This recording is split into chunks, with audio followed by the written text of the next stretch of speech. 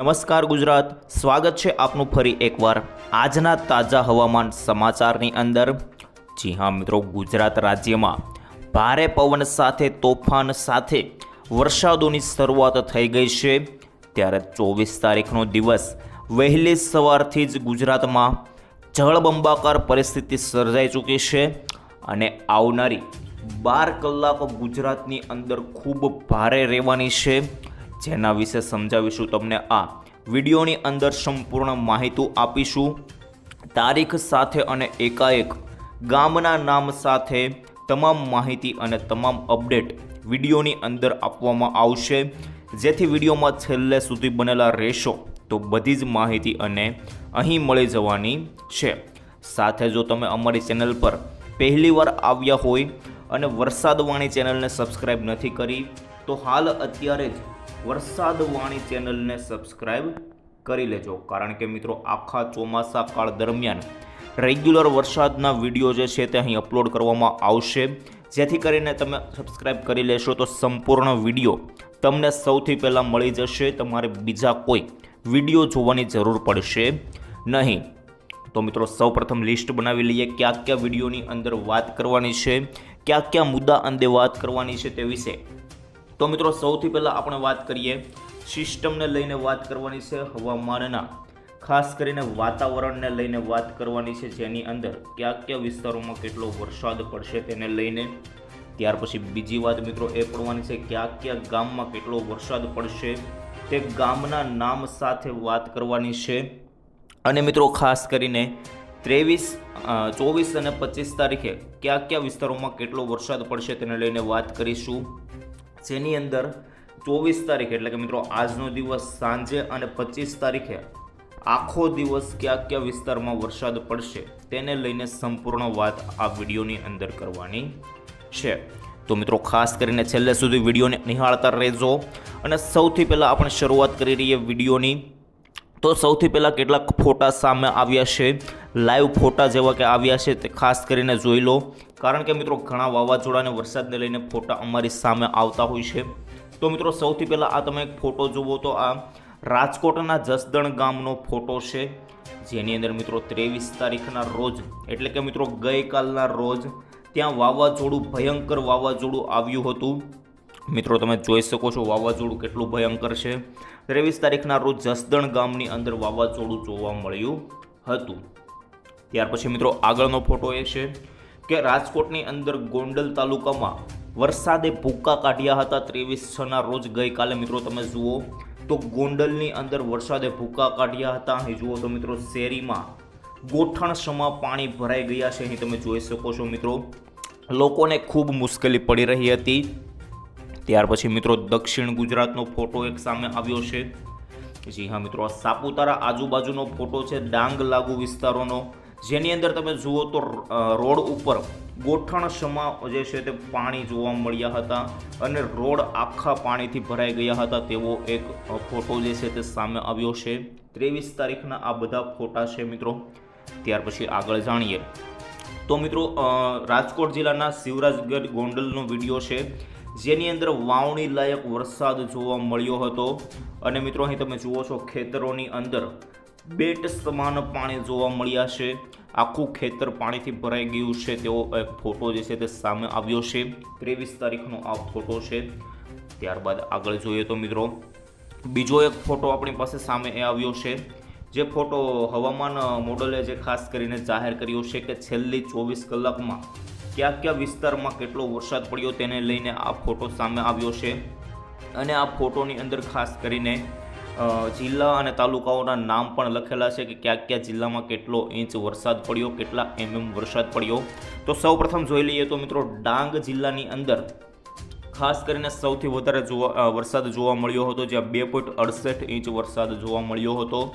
ત્યાર પછી રાજકોટ જિલ્લાની અંદર ગોંડલ તાલુકામાં 2.13 ઇંચ વરસાદ જોવા મળ્યો હતો।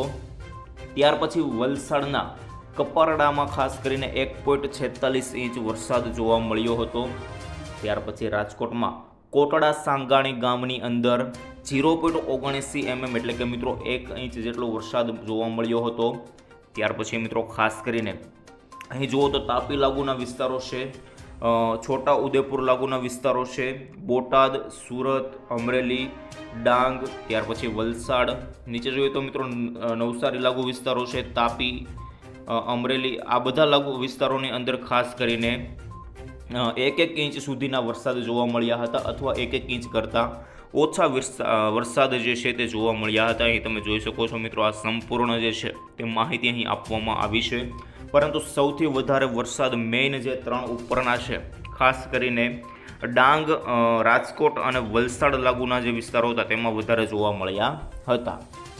ત્યાર પછી મિત્રો હવે આગળ જોઈએ તો બીજો એક ફોટો આપણી પાસે આવ્યો છે.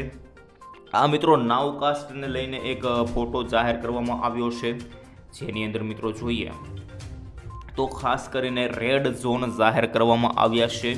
રેડ ઝોન કયા કયા જિલ્લાની અંદર જાહેર કરવામાં આવ્યા છે તેને લઈને તમને વાત કરું તો અહીં મિત્રો ડાંગ લાગુ વિસ્તારો છે, ત્યાર પછી મિત્રો તાપી, નર્મદા અને છોટા ઉદેપુર આટલા વિસ્તારોની અંદર રેડ ઝોન જાહેર કરવામાં આવ્યા છે, જેની અંદર મિત્રો ઓલરેડી 2 ઇંચ સુધીના વરસાદ જોવા મળ્યા છે અને હજુ પણ ત્યાં રેડ ઝોન જાહેર કરવામાં આવ્યા છે અને વધારે વરસાદ જોવા મળવાના છે તેવું અત્યારે દેખાઈ રહ્યું છે.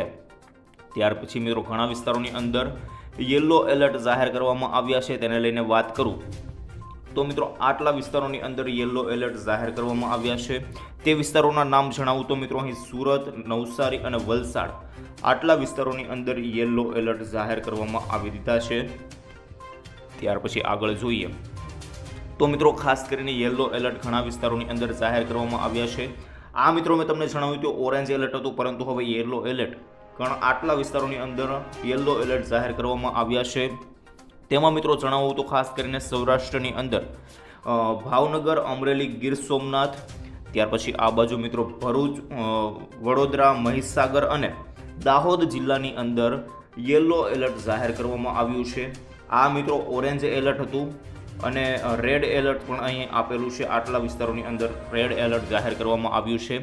તો મિત્રો આ સમગ્ર વિસ્તારની અંદર વરસાદ જે છે તેની એલર્ટો આપવામાં આવ્યા છે. એટલે કે મિત્રો આ ગુજરાતનો 40% ભાગ છે. આ 40% ભાગની અંદર એલર્ટો જાહેર કરવામાં આવ્યા છે. મિત્રો પહેલાં પણ મેં તમને કહ્યું હતું કે 40% ભાગની અંદર પહેલાં ગુજરાતમાં વરસાદ પડશે, ત્યાર પછી ઉપરના ભાગો જેવા કે ઉત્તર ગુજરાત અને મધ્ય ગુજરાતની અંદર પછી વરસાદ જોવા મળશે તેવું પણ મેં તમને કહ્યું હતું.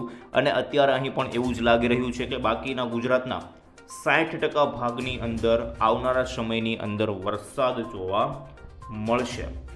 તો મિત્રો આ પણ માહિતી થઈ ગઈ. હવે ખાસ કરીને એક સેટેલાઇટ પિક્ચર સામે આવ્યું છે. આ પિક્ચરની અંદર તમે જુઓ તો મિત્રો ગુજરાતની નીચે અહીંયા ગુજરાત આવેલું છે અને ગુજરાતની નીચે ખાસ કરીને કાળા ડિબાંગ વાદળો જોવા મળી રહ્યા છે. અહીં મિત્રો તમે જોઈ શકો છો આ ગુજરાત જે છે ત્યાં ગુજરાતની આસપાસ તમે જુઓ તો ખાસ કરીને કાળા ડિબાંગ વાદળો પણ જોવા મળી રહ્યા છે.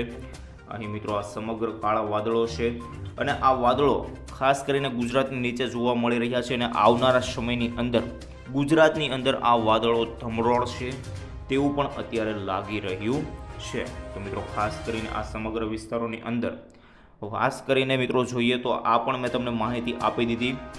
હવે બીજી માહિતી એ છે કે મિત્રો જીએફએસ વેધર મોડલનો એક બીજો ફોટો સામે આવ્યો છે, જેમાં ખાસ કરીને આ જુઓ તો મિત્રો તમે વચ્ચે ગુજરાત આવેલું છે, આ ગુજરાત આવેલું છે અને તેની આસપાસ જુઓ તો ચારે બાજુ તાંડવ મચાવવાની સિસ્ટમોએ ઘેરાવો લીધો છે તેવું અત્યારે દેખાઈ રહ્યું છે. મિત્રો જુઓ તો આ ગુજરાત છે અને આ ગુજરાતની આસપાસ સંપૂર્ણ સિસ્ટમો આવેલી છે. અહીં તમે જુઓ તો આ સિસ્ટમો જે છે તે અહીં સંપૂર્ણ રીતે દેખાઈ રહી છે અને આ સિસ્ટમે ગુજરાત ઉપર ઘેરાવો લઈ લીધો છે અને આવનારા સમયોની અંદર ખાસ કરીને આ સિસ્ટમ વધુ સક્રિય બનશે અને ગુજરાતની અંદર ધમરોળ છે તેવું દેખાઈ રહ્યું છે. ત્યાર પછી હવે મિત્રો વાત કરી લઈએ આઈએમડી મોન્સૂને ઓફિશિયલ એક નકશો જાહેર કર્યો છે, તેની અંદર જોઈએ તો વધારે ખ્યાલ આવશે. મિત્રો 23 તારીખે ચોમાસું જે છે તે ગુજરાતના દક્ષિણ ભાગોમાં અંદર થઈ ગયું છે, એટલે કે મિત્રો એન્ટ્રી કરી લીધી છે. અને મિત્રો અહીં તમે જુઓ તો આજે 24 તારીખના રોજ ચોમાસું જે છે તે દક્ષિણ ગુજરાતના અંદરના ભાગોમાં એન્ટ્રી કરી લીધી છે. અહીં તમે જુઓ તો મિત્રો આટલા ભાગોની અંદર ગુજરાતમાં એન્ટ્રી થઈ ચૂકી છે. આજે 24 તારીખના રોજ મિત્રો ચોમાસું 8 દિવસ લેટ પડ્યું છે, પરંતુ કોઈ વાંધો નથી, કારણ કે મિત્રો અત્યારે ચોમાસું જે છે તે 30 તારીખ સુધીમાં આખું ગુજરાત કવર કરી લેશે તેવું અત્યારે લાગી રહ્યું છે. તો મિત્રો અત્યારે ચોમાસાની પણ ઓફિશિયલ જે છે તે જાહેરાત કરી દેવામાં આવી છે IMD દ્વારા અને ચોમાસાની ગુજરાતની અંદર એન્ટ્રી થઈ ચૂકી છે. તો મિત્રો આ ખાસ સારી વાત ગણી શકાય. સાથે જ મિત્રો વાવાઝોડા વિશે પણ તમને થોડી ઘણી માહિતી આપી દઉં. તો આ સંપૂર્ણ માહિતી તો થઈ ગઈ, પરંતુ હવે વાવાઝોડાને લઈને તમને થોડી ઘણી માહિતી આપું.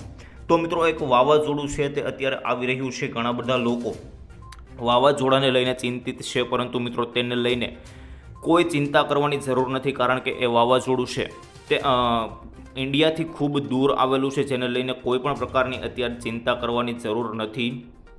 જી હા મિત્રો, એ ચોમાસું જે છે તે ચાઇનાની બોર્ડર પર આવેલું છે અને ખાસ કરીને તે ગુજરાતથી ખૂબ દૂર છે તેવું પણ કહેવામાં આવી રહ્યું છે. અહીં તમે જુઓ તો મિત્રો ખાસ કરીને આ ચોમાસું છે, આ વાવાઝોડું છે તે ચાઇના અને તાઇવાનની બોર્ડર ઉપર આ વાવાઝોડું આવેલું છે અને આ વાવાઝોડું ઇન્ડિયા પર આવવાની કોઈ પણ પ્રકારની પ્રોબેબિલિટી નથી, કારણ કે મિત્રો આ વાવાઝોડું છે તે જાપાન તરફ આગળ વધવાનું છે, જેને લઈને કોઈ પણ પ્રકારની ચિંતા કરવાની જરૂર નથી.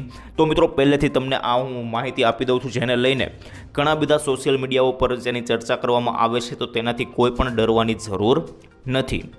અને મિત્રો 24-25 ખાસ કરીને હવે કયા કયા વિસ્તારોમાં વરસાદ પડશે તેને લઈને વાત કરી લઈએ.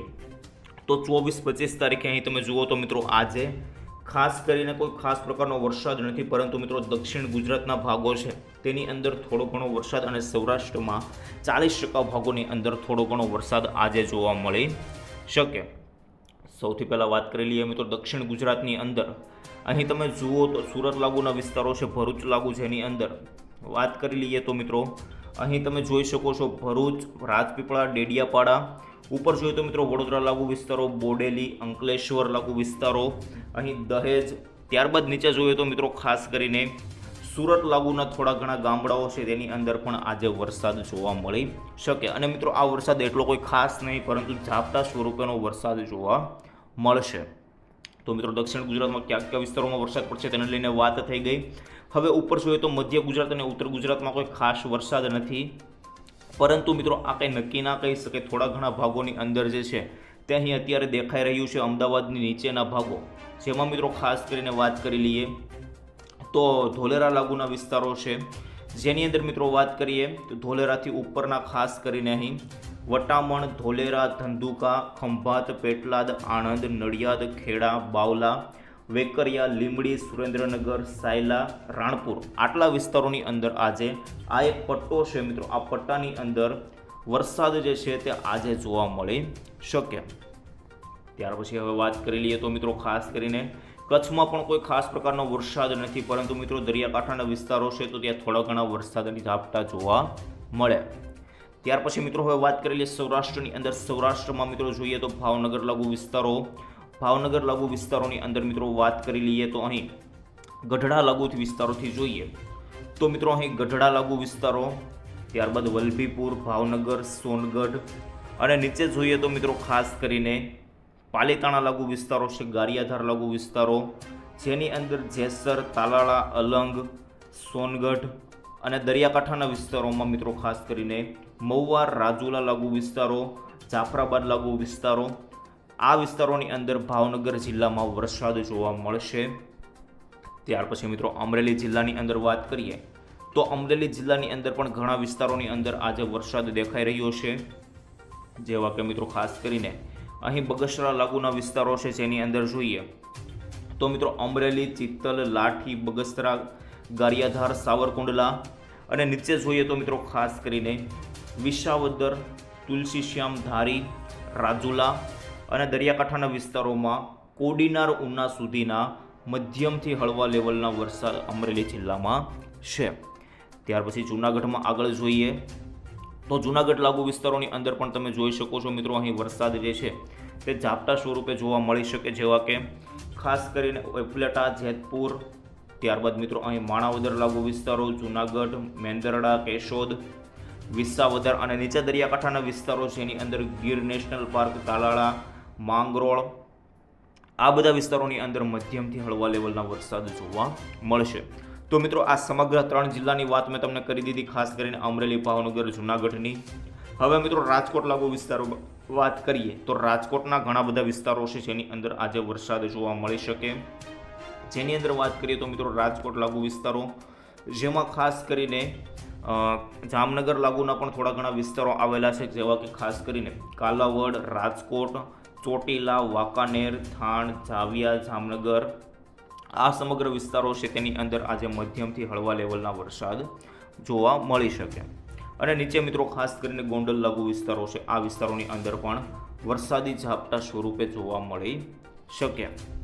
તો મિત્રો સમગ્ર માહિતી થઈ ગઈ આજની વરસાદને લઈને, પણ સ્પેસિફિક માહિતી મેં તમને ગામના નામ સાથે જણાવી દીધા. જો તમારું ગામ આટલા વિસ્તારોની અંદર આવતું હશે તો મિત્રો ખાસ કરીને તમારા ગામની અંદર વરસાદ જોવા મળશે. આટલા વિસ્તારો એટલે કે મિત્રો 40% ભાગની અંદર તમારું ગામ આવતું હશે તો આજે મધ્યમથી હળવા વરસાદી ઝાપટા જોવા મળી શકે. તો મિત્રો હવે આવનારી માહિતીથી છે મેળવીશું આવનારા વિડીયોની અંદર. ત્યાં સુધી મિત્રો રજા આપશો, મળીશું આવતીકાલે. ધન્યવાદ. જય શ્રી કૃષ્ણ, જય માતાજી, જય હિન્દ, જય ભારત.